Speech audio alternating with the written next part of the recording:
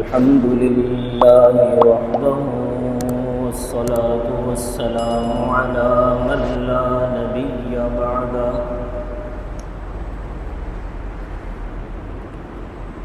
وعلى آله وأصحابه الذين أوفوا عهدا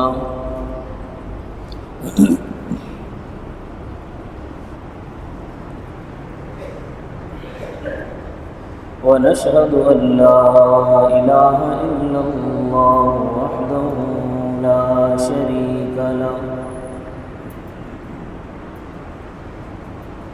وحده لا شريك له في الخلق والأمر إرغاما لمن جحد به وكفر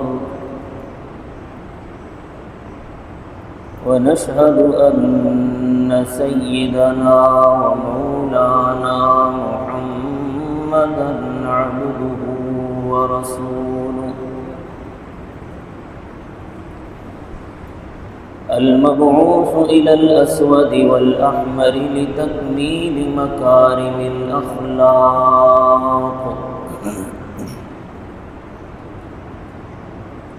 لا يخلق نبي ولا رسول بعده ولا أمة بعد أمته ولا شريعة بعد شريعته ولا كتاب بعد كتابه صلى الله تعالى عليه وعلى آله وأصحابه الذين هم خلاصة العرب العرباء وخير الخلائق بعد الأنبياء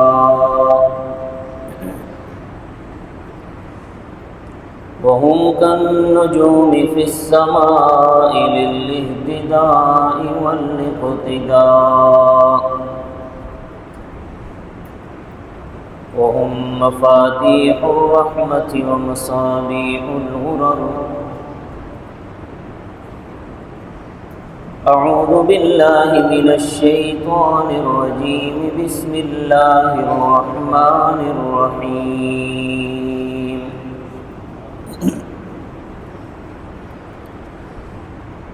قل إن صلاتي ونسكي ومحياي ومماتي لله رب العالمين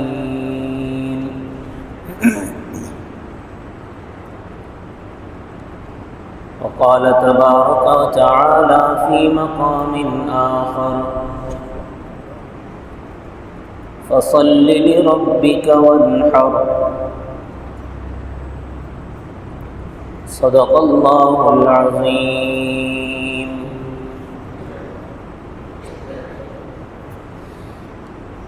رب اشرح لي صدري ويسر لي أمري واحلل عقدة من لساني يفقه قولي رب زدني علما رب زدني علما رب زدني علما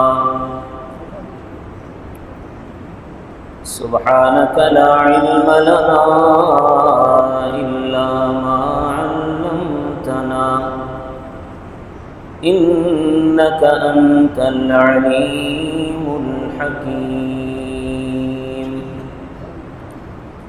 تمام حضرات درود شریف پڑھ اللهم صل على محمد وعلى آل محمد كما صليت على إبراهيم وعلى آل إبراهيم إنك حميد مجيد اللهم بارك على محمد وعلى آل محمد كما باركت على إبراهيم وعلى آل إبراهيم إنك حميد مجيد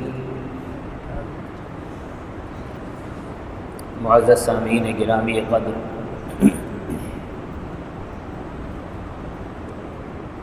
آپ حضرات کے سامنے بڑی تفصیل کے ساتھ یہ بات واضح ہو چکی ہے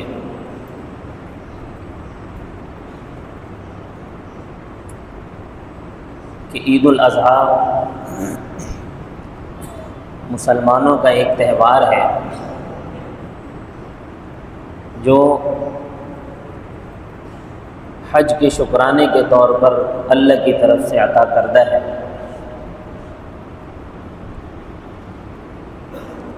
اس تہوار پر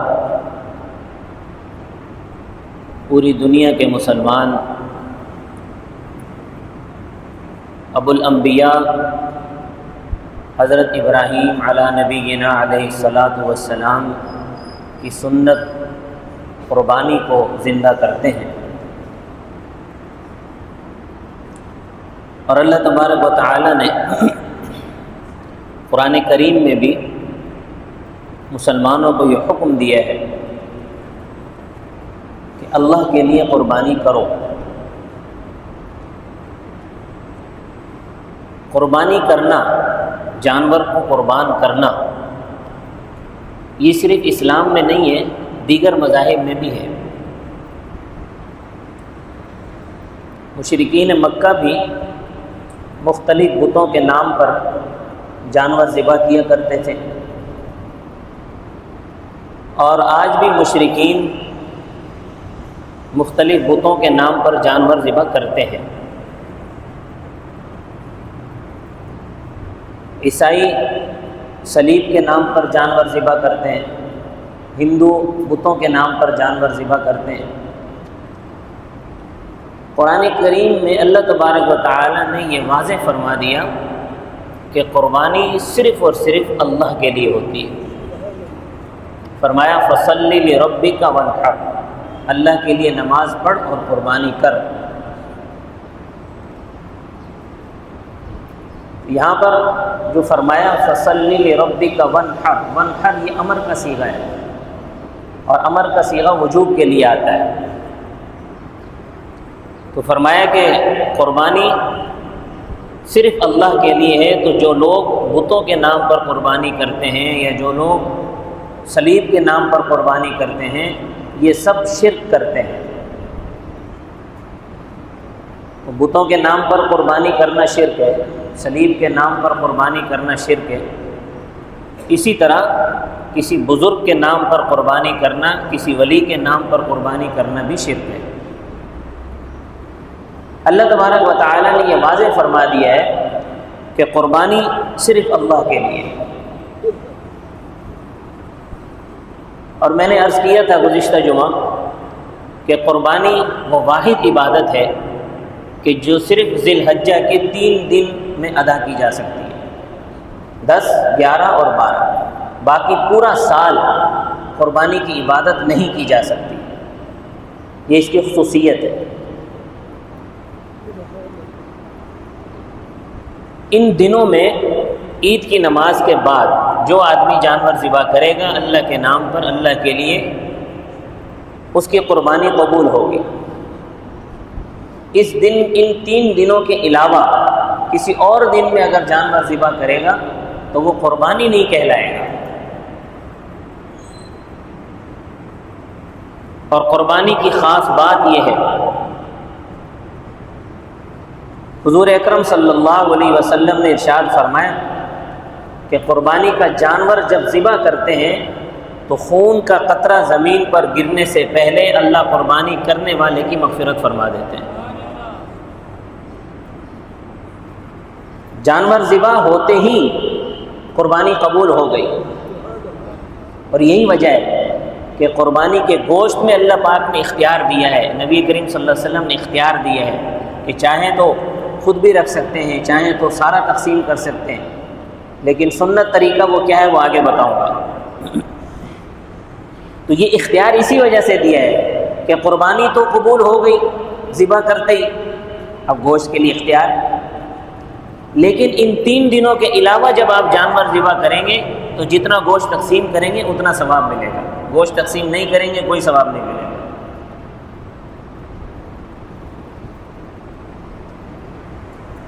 تو چونکہ قربانی کے دن نزدیک آ رہے ہیں، تو اس لیے میرا ارادہ یہ ہوا کہ آپ حضرات کے سامنے قربانی کے کچھ مسائل بیان کر دیے جائیں، چونکہ اکثر مسلمان قربانی کرتے ہیں اور بعض اوقات قربانی میں معمولی غلطیوں کی وجہ سے قربانی کے ثواب سے محروم رہ جاتے ہیں۔ تو اس لیے میں نے چاہا کہ آپ حضرات کے سامنے کچھ قربانی کے مسائل بیان کر دیے جائیں۔ سب سے پہلی بات تو یہ ہے کہ قربانی کی اہمیت کیا ہے، قربانی کی فضیلت کیا ہے۔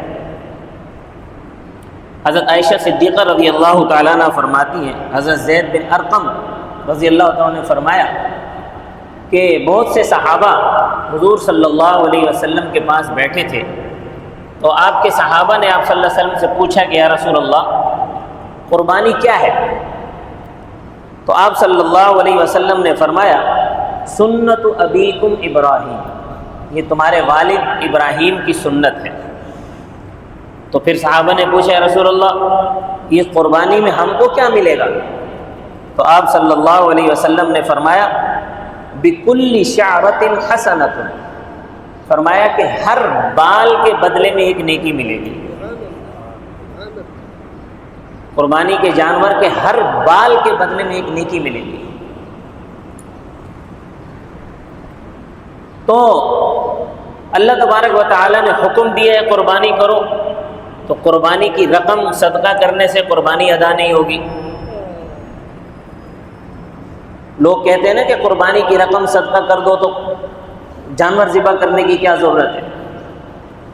یہ تو ایسے ہی ہے کہ جیسے نماز کا وقت ہو اور کوئی کہے جی نماز پڑھنے کی کیا ضرورت ہے، روزہ رکھ لو اس کی جگہ پہ، تو روزہ رکھنے سے نماز ادا نہیں ہوگی۔ اسی طرح نماز ادا کرنے سے روزہ ادا نہیں ہوگا، کیونکہ نماز الگ فرض ہے، روزہ الگ سے فرض ہے۔ اسی طرح صدقہ و نفلی صدقات ادا کرنے سے زکوٰۃ ادا نہیں ہوگی، کیونکہ زکوٰۃ علیحدہ سے فرض ہے۔ تو اسی طرح قربانی ایک علیحدہ سے اللہ کا حکم ہے، علیحدہ سے واجب ہے، تو صدقہ کرنے سے قربانی ادا نہیں ہوگی۔ تو یہاں سے ایک اور بات سمجھ میں آئی، وہ یہ کہ قربانی یہ اللہ تبارک و تعالیٰ کا حکم ہے، اور قربانی ہمیں یہ درس دیتی ہے کہ اللہ کے حکم کے آگے بغیر کسی چوں چرا کے سر تسلیم خم کر دینا ہے، جیسا کہ حضرت ابراہیم علیہ السلام نے کر کے دکھایا۔ ابراہیم علیہ السلام کو بیٹے کی قربانی کا حکم ہوا، اللہ سے کچھ پوچھا نہیں، بلکہ بیٹے کو قربان کرنے کے لیے لے گئے اور قربان کرنے کے لیے لٹا دیا۔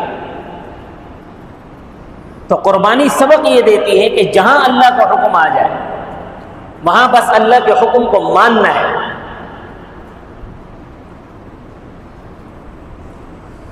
یہ قربانی کا سبق ہے۔ قربانی کی اہمیت کیا ہے؟ حضرت عائشہ صدیقہ رضی اللہ تعالیٰ عنہ فرماتی ہیں کہ حضور اکرم صلی اللہ علیہ وسلم نے ارشاد فرمایا کہ اللہ تبارک و تعالیٰ کو قربانی کے ان 3 دنوں میں قربانی سے زیادہ اور کوئی عمل محبوب نہیں ہے۔ سب سے زیادہ محبوب عمل ان 3 دنوں میں قربانی ہے اللہ کے نزدیک۔ اور فرمایا کہ جو آدمی قربانی کرے گا اخلاص کے ساتھ اللہ کی رضا کے حاصل کرنے کے لیے، تو قیامت کے دن اس کی قربانی کا جانور اپنے سینگوں کے ساتھ، اپنے کھروں کے ساتھ، اپنے بالوں کے ساتھ اللہ کے حضور پیش ہوگا اور اس آدمی کی مغفرت کروائے گا۔ تو اللہ تبارک و تعالی اس جانور کو دیکھ کر اس کی مغفرت کر دیں گے۔ پھر آگے آپ صلی اللہ علیہ وسلم نے فرمایا کہ چونکہ یہ قربانی تمہارے لیے مغفرت کا ذریعہ ہے، اس لیے کھلے دل کے ساتھ قربانی کیا کرو۔ دل کے اندر کوئی بوجھ نہیں ہونا چاہیے قربانی کے لیے، کھلے دل کے ساتھ قربانی کیا کرو۔ یہ مت سوچا کرو کہ ہمارا پیسہ خرچ ہو رہا ہے یا سارے سال تو کماتے ہیں۔ تو اس لیے آپ صلی اللہ علیہ وسلم نے فرمایا کہ قربانی کھلے دل سے کیا کرو، کیونکہ یہ قربانی تمہاری مغفرت کا ذریعہ ہے۔ اب جو آدمی استطاعت ہونے کے باوجود قربانی نہ کرے، اس کے لیے نبی کریم صلی اللہ علیہ وسلم نے فرمایا من کان لہ سعۃ، جس کے اندر وسعت موجود ہو، یعنی جو قربانی کر سکتا ہو، صاحب نصاب ہو، ولم یضحی، اور وہ قربانی نہ کرے، فلا یقربن مصلانا، تو وہ ہماری عیدگاہ کے قریب بھی نہ آئے۔ آپ صلی اللہ علیہ وسلم نے اس کو عیدگاہ سے ہی دھتکار دیا کہ جو وسعت ہونے کے باوجود قربانی نہیں کر رہا، آپ صلی اللہ علیہ وسلم فرما رہے ہیں کہ وہ عیدگاہ میں نہ آئے، وہ عیدگاہ سے دور رہے۔ تو قربانی کس پر واجب ہے؟ جس آدمی کے پاس نصاب کے بقدر مال ہو، 7.5 تولہ سونا ہو، یا 52.5 تولہ چاندی ہو، یا اس کے بقدر 52.5 تولہ چاندی کے بقدر اس کے پاس رقم ہو، یا گھر کا جو غیر استعمال والا سامان ہے وہ 52.5 تولہ چاندی کے برابر ہو، تو ایسے شخص پر قربانی واجب ہے۔ مثال کے طور پر ایک آدمی کے پاس 2 گاڑیاں ہیں، ایک گاڑی اس کے استعمال میں ایک کھڑی ہوئی ہے، اس پہ قربانی واجب ہے۔ ایک آدمی کے پاس 2 پلاٹ ہیں، ایک میں خود رہتا ہے، ایک خالی پڑا ہوا ہے، اس پہ قربانی واجب ہے۔ ہاں، اگر کسی کے پاس دوسرا مکان بنا ہوا ہے اور اس نے وہ کرائے پر چڑھایا ہوا ہے، تو وہ چونکہ اس کی ضرورت کا ہے، تو ایسے شخص اگر صاحب نصاب نہیں ہے تو اس پہ قربانی واجب نہیں ہے، جس کا مکان کرائے پر چڑھا ہو۔ لیکن جس کا خالی پلاٹ پڑا ہوا ہے اس پہ قربانی واجب ہے، کیونکہ وہ اس کی ضرورت سے زائد ہے۔ تو ایسے لوگوں پر قربانی واجب ہے۔ کچھ اور شرائط بھی ہیں قربانی کے وجوب کے لیے، مسلمان ہو، عاقل ہو، بالغ ہو، صاحب نصاب ہو۔ تو یہ شرائط، مسلمان ہو، غیر مسلم پر قربانی نہیں ہے، عاقل ہو، بیوقوف پر یعنی مجنون پر قربانی نہیں ہے، بالغ ہو، غیر بالغ پر، بچے پر قربانی واجب نہیں ہے، صاحب نصاب ہو، غیر صاحب نصاب پر قربانی واجب نہیں ہے۔ قربانی کے جانور اونٹ، اونٹنی، گائے، بیل، بھینس، بھینسا، بھیڑ، دمبا، بکرا، بکری، یہ قربانی کے جانور ہیں۔ ان جانوروں میں سے کوئی بھی جانور قربانی کے لیے ذبح کیا جا سکتا ہے۔ جو بڑے جانور ہیں جیسے اونٹ ہے، گائے ہے، بیل ہے، اونٹنی ہے، بھینس ہے، بھینسا ہے، اس میں 7 آدمی شریک ہو سکتے ہیں، اور بھیڑ، دمبا، بکرا، بکری یہ صرف ایک آدمی کی طرف سے ہوگا۔ تو قربانی کے اندر یہ جانور، اگر ان جانوروں میں سے کوئی جنگلی جانور ہے تو اس کی قربانی نہیں کی جا سکتی، جنگلی جانور کی قربانی نہیں کی جا سکتی۔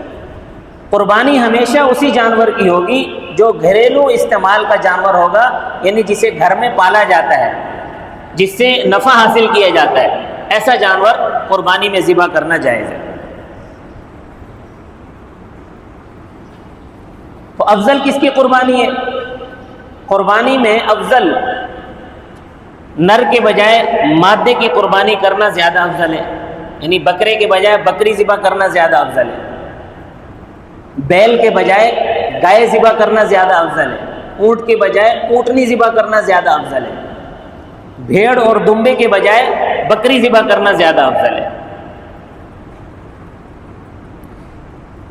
تو افضل کی طرف جانا چاہیے۔ آج کل ہمارے ہاں تو رواج زیادہ تر بیل کا ہے، بیل لے کر آتے ہیں ذبح کرنے کے لیے، لیکن افضل جو ہے وہ گائے کی قربانی ہے، کیونکہ گائے سے نفع زیادہ حاصل کیا جاتا ہے، جو مادہ ہوتی ہے اس سے نفع زیادہ حاصل کیا جاتا ہے بنسبت نر کے، اس لیے مادہ کی قربانی زیادہ افضل ہے۔ اسی طرح اگر ایک حصہ رکھنے پر جتنی رقم خرچ ہو رہی ہے اس رقم میں پورا جانور آ جاتا ہے تو پھر پورا جانور خرید کر ذبح کرنا زیادہ افضل ہے۔ ایک حصہ رکھا جا رہا ہے 1.5 لاکھ روپے کا، اور 1.5 لاکھ روپے کا پورا جانور مل رہا ہے، تو پورا جانور ذبح کریں، یہ زیادہ افضل ہے۔ اسی طرح اگر 2 جانور ہیں، ان دونوں کی قیمت ایک جیسی ہے، تو جس کا گوشت زیادہ عمدہ ہو اس کی قربانی زیادہ افضل ہے۔ اسی طرح اگر علاقے کے اندر فقراء زیادہ ہیں، یعنی ایسے لوگ زیادہ ہیں جن پر قربانی واجب نہیں ہے، تو ایسی صورت میں زیادہ جانور ذبح کرنا افضل ہے۔ 1 کروڑ کا ایک جانور ذبح کرنا یہ زیادہ افضل نہیں ہے، 1 کروڑ کے 4 جانور ذبح کرنا زیادہ افضل ہے، یا 1 کروڑ کے 10 جانور ذبح کرنا زیادہ افضل ہے، کیونکہ زیادہ لوگوں کو اس سے فائدہ ہوگا۔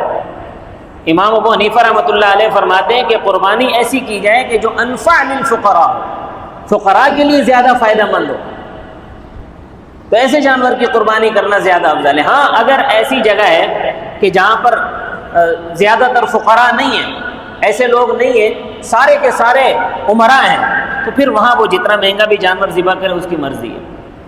لیکن ہمارے ہاں زیادہ تر یہ جو مہنگے جانور لیے جاتے ہیں نام و نمود کے لیے لیے جاتے ہیں، اور لوگوں کو باقاعدہ طور پر ان کی نمائش کی جاتی ہے کہ دیکھو فلاں نے اتنا زبردست اور اتنا مہنگا جانور لیا، تو یہ زیادہ مہنگا جانور ذبح کرنا یہ افضل نہیں ہے، بلکہ زیادہ گوشت والے جانور ذبح کرنا یہ زیادہ افضل ہے۔ تو اس پر بھی توجہ فرمایا کریں۔ اب کون سے جانوروں کی قربانی کرنا جائز نہیں ہے؟ نمبر 1، وہ جانور جس کا سینگ جڑ سے نکل گیا ہو، یا اس کے سینگ کے اندر جو گودا ہوتا ہے وہ ختم ہو گیا ہو، ایسے جانور کی قربانی کرنا جائز نہیں ہے۔ نمبر 2، جو جانور مجنون ہو، یعنی جس کا دماغ ٹھیک نہ ہو، اور ایسا ٹھیک نہ ہو کہ اس کو چارے کی پہچان نہ ہو، ایسا جانور بھی ذبح کرنا قربانی میں جائز نہیں ہے۔ نمبر 4، جس جانور کے کان پیدائشی نہ ہو یا تہائی کان کٹ چکا ہو، ایسے جانور کی قربانی بھی جائز نہیں ہے۔ اسی طرح آنکھ، جس جانور کی آنکھ اندھی ہو، اس کو نظر نہ آتا ہو، یا کانا ہو، ایسے جانور کی قربانی بھی جائز نہیں ہے۔ ناک، جس جانور کی ناک کٹ گئی ہو، ایسے جانور کی قربانی جائز نہیں ہے۔ جس جانور کی زبان پوری کٹ گئی ہو یا 1/3 زبان کٹ گئی ہو، ایسے جانور کی قربانی بھی جائز نہیں ہے۔ جس جانور کے دانت نہ ہو یا اس کے دانت گھس چکے ہوں کہ وہ اپنے دانتوں سے چارہ نہ کھا سکتا ہو، ایسے جانور کی قربانی جائز نہیں ہے۔ جس جانور کی دم یا تو پیدائشی نہ ہو یا پیدائشی تو ہو بعد میں آدھی کٹ گئی ہو، ایسے جانور کی قربانی بھی جائز نہیں ہے۔ اسی طرح جس جانور کا پاؤں خراب ہو، 3 پاؤں صحیح ہے، 4تھا پاؤں خراب ہے، اور وہ اتنا خراب ہے کہ وہ اس پاؤں پر اپنا وزن نہیں ڈال سکتا، ایسے جانور کی قربانی بھی جائز نہیں ہے۔ اسی طرح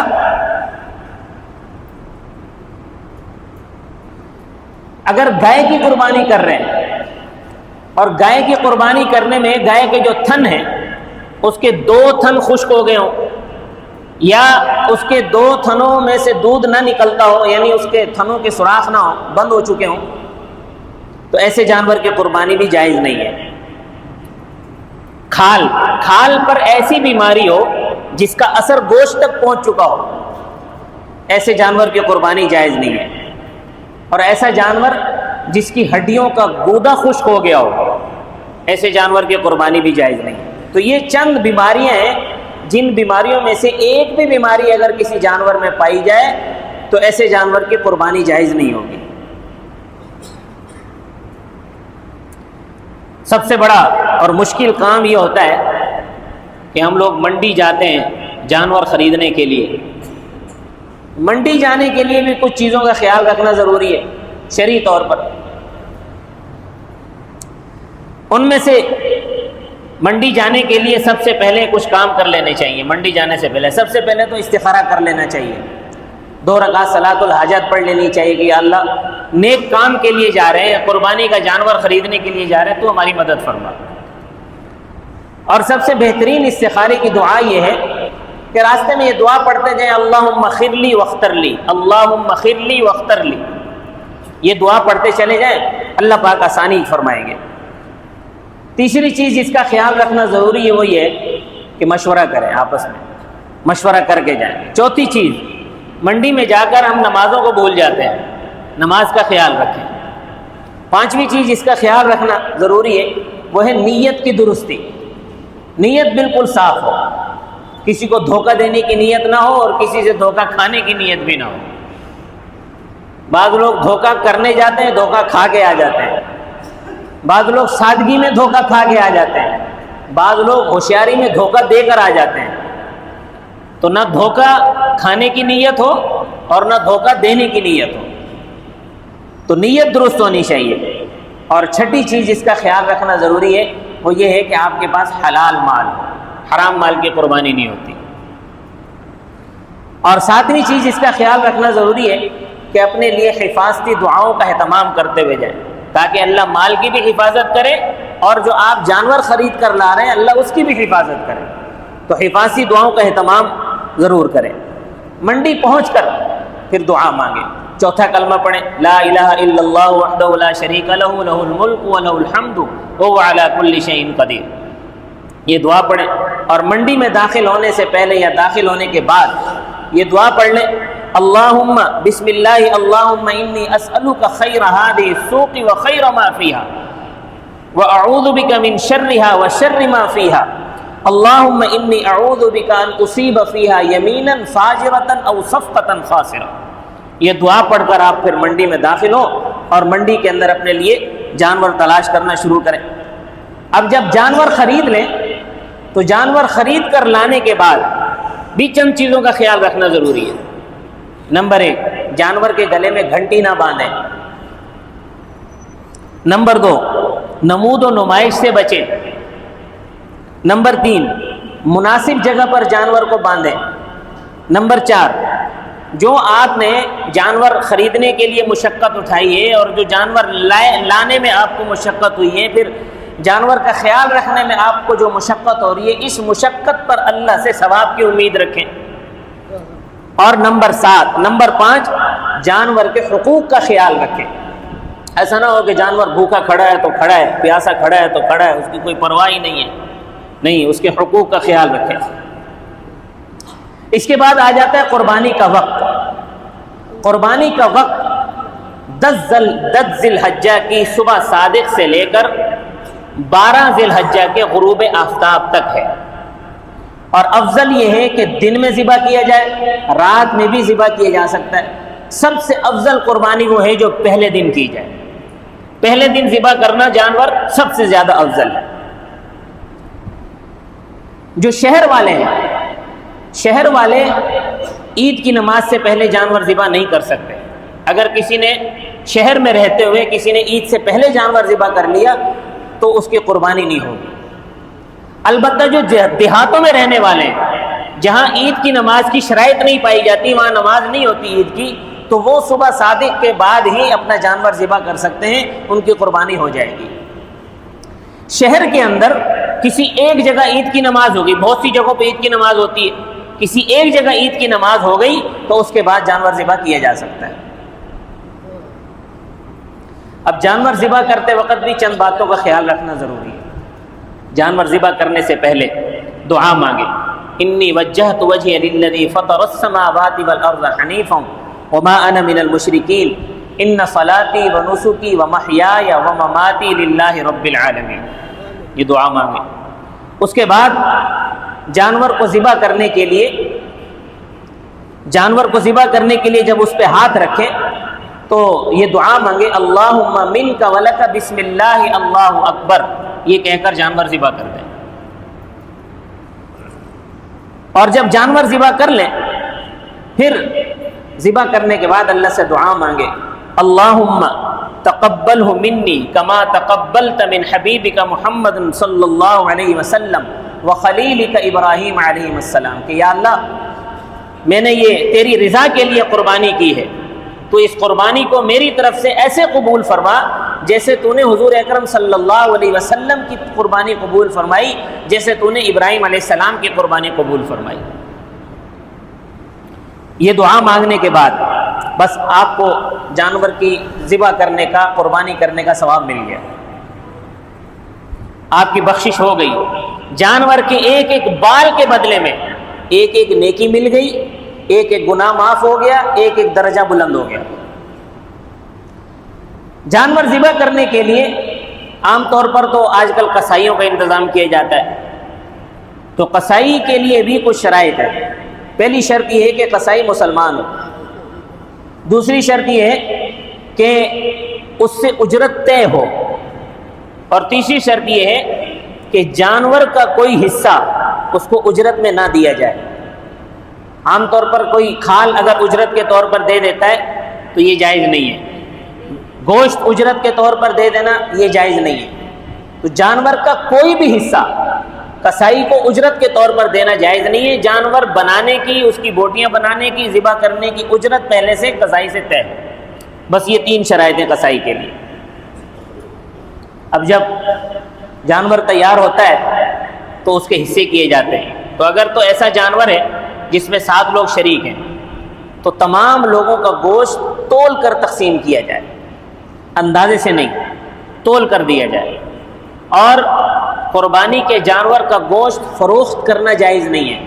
اگر کسی نے فروخت کیا تو وہ جو رقم اس کو ملی ہے اس رقم کو صدقہ کرنا واجب ہے، اپنے استعمال میں نہیں لا سکتا۔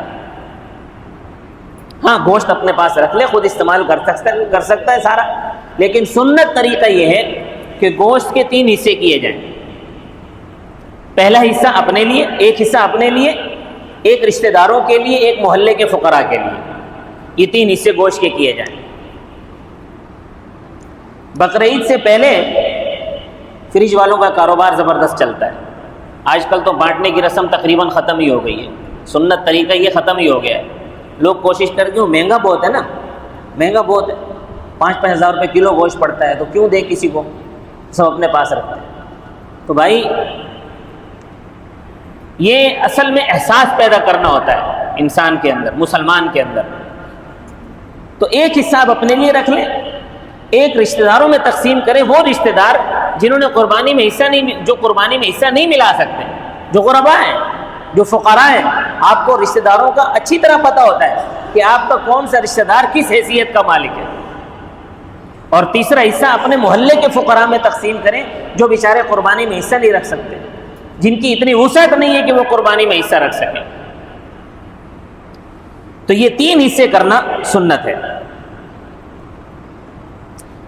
قربانی کے جانور کے اندر، بلکہ ہر حلال جانور کے اندر 7 اجزاء ایسے ہیں جو کہ حرام ہیں، جن کا استعمال کرنا جائز نہیں ہے۔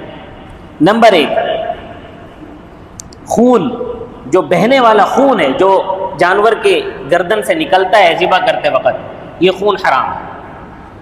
نمبر 2، نر کی پیشاب گاہ، یہ حرام ہے۔ نمبر 3، اسی طرح مادے کی پیشاب گاہ بھی حرام ہے۔ نمبر 4، خصیتین، کپورے، یہ حرام ہے، لوگ بڑے شوق سے کھاتے ہیں، یہ حرام ہے۔ بلکہ فقہاء نے لکھا ہے کہ جس توے پر کپورے بنا کر کھائے جائیں اس توے پر کوئی اور سالن پکانا بھی حرام ہے۔ تو یہ ہمارے یہاں ایک عام رواج چل گیا ہے نا، کٹاکٹ کھاتے ہیں تو اس میں کپورے بھی شامل ہوتے ہیں، خصیتین۔ تو بھائی یہ خصیتین کھانا حرام ہے، یہ نہ کھایا کریں۔ اور اسی طرح غدود، جو جانور کے جسم میں ہوتی ہیں، غدود بھی حرام ہے۔ مثانہ جانور کا یہ حرام ہے، اور پکتا حرام ہے۔ یہ 7 چیزیں جانور کی حرام ہے۔ آخری چیز رہ جاتی ہے کھال۔ کھال کا کیا کرنا ہے؟ کھال کے کئی استعمال ہیں۔ ایک تو یہ ہے کہ جانور ذبح کرنے والا آدمی کھال اپنے پاس رکھ لے، خود وہ اس سے جانماز بنوا لے یا اپنے استعمال میں لے آئے تو جائز ہے۔ دوسرا یہ ہے کہ کسی کو صدقہ کر دے، یہ بھی جائز ہے۔ تیسرا یہ ہے کہ کسی کو ہدیتاً دے دے، اپنے کسی دوست کو، کسی جاننے والے کو، کسی مدرسے کو ہدیتاً دے دے تو یہ بھی جائز ہے۔ بیچ نہیں سکتا، بیچنا جائز نہیں ہے۔ ہدیتاً دے سکتا ہے، صدقہ کر سکتا ہے، اپنے استعمال میں لا سکتا ہے، یہ جائز ہے، لیکن بیچ نہیں سکتا۔ تو آج کل کھالوں کا سب سے بہترین مصرف مدارس اسلامیہ ہیں، جو دین کی خدمت کر رہے ہیں اور مفت میں کر رہے ہیں، بدلے میں کچھ لے بھی نہیں رہے۔ تو ان مدارس دینیہ کو اپنی کھالیں دیا کریں، تاکہ آج کل تو کھال بڑی سستی ہے، صحیح طرح وہ اخراجات تو نہیں نکل پاتے، لیکن بہرحال کچھ نہ کچھ تعاون ہو جاتا ہے۔ تو اس لیے ان تمام چیزوں کا خیال رکھ کر اگر قربانی کریں گے تو اللہ تبارک و تعالیٰ سے امید ہے کہ اللہ تبارک و تعالیٰ ہم سب کی قربانی کو قبول فرمائیں گے۔ اللہ تبارک و تعالیٰ مجھے اور آپ کو عمل کی توفیق عطا فرمائے۔ وما علینا الا البلاغ المبین۔